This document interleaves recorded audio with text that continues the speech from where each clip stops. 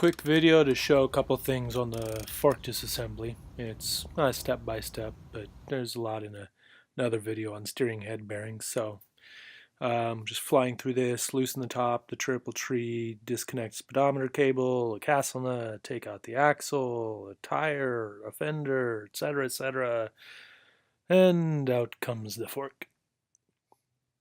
Of course, drain out all of the fork oil.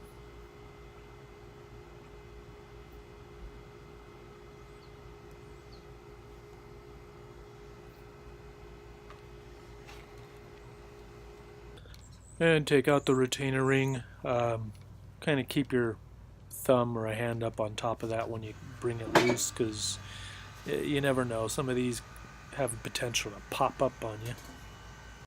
There you go. Table vise. The reason I'm making this video. I've seen people throw their tubes in a table vise, do some work, and scratch it, bend it, whatever. The things are aluminum. They're not supposed to be oblong. Just saying.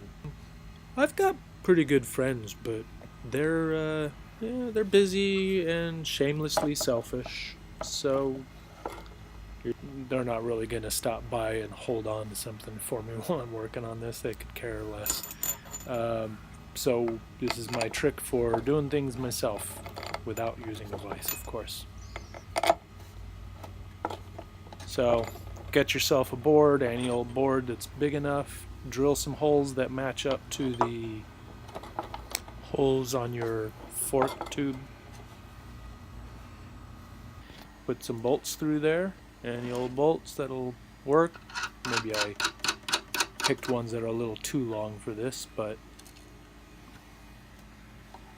they do the job. In fact, it's entirely possible you might not need this board. You can even see in the step after the next that it's not attached to the board, because with the right kind of leverage, which you'll see, it's not necessary always. And the next trick is knowing that there's probably thread locker on that bolt, and you need to heat it up a little before turning it loose. I emphasize a little, aluminum tubes and all. No need to overcook and warp them. It's not a barbecue. Then get a rod about 2.5 feet long, maybe, with a couple of nuts welded on. It depends on your bike. It's maybe 22 millimeter, 19 millimeter, whatever the nut is on each side. Put one on each side of it and run it down in there.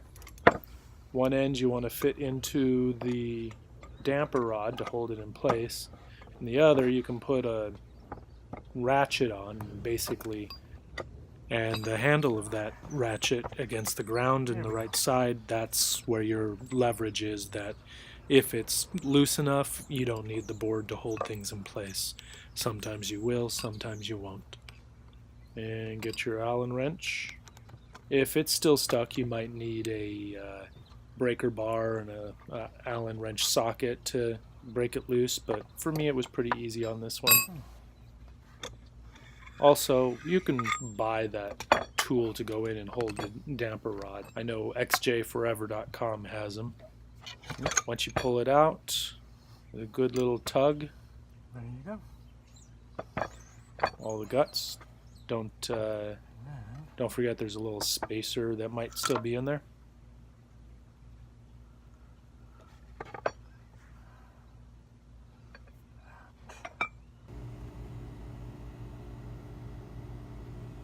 And there you go. Take out the retainer ring inside and move on with the rebuild without having scratched or bent or warped your tube in a vise.